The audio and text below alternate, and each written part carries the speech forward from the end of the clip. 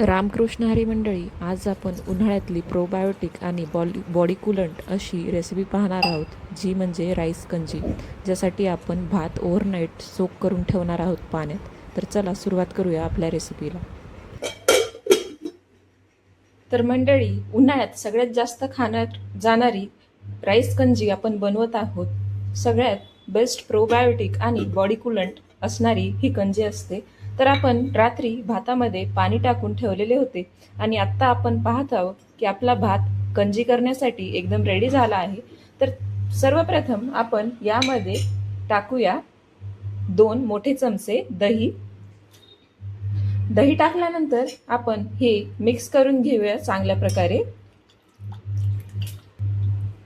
तर आपण दही चांगल्या प्रकारे आपल्या भातामध्ये मिक्स करून घेतलेले आहे. नंतर आपण यामध्ये टाकणार आहोत 1 कट केलेला कांदा, 2 भाजलेल्या मिरच्याचे तुकडे आणि थोडीशी कोथिंबीर. आणि यानंतर आपण यामध्ये टाकणार आहोत चवीनुसार मीठ. तर हे सर्व घातल्यानंतर आता आपण हे सर्व पुन्हा छान मिक्स करून घेऊया. तर आपण सर्व मिक्स करून घेतलेले आहे आणि आपण पाहत आहात की आपली कंजी एकदम रेडी आहे. तुम्ही यामध्ये तडका देखील टाकू शकता, जिरे, मोहरी आणि कढीपत्त्याचा. मला असंच आवडते म्हणून मी तडका न टाकताच ही कंजी रेडी केलेली आहे.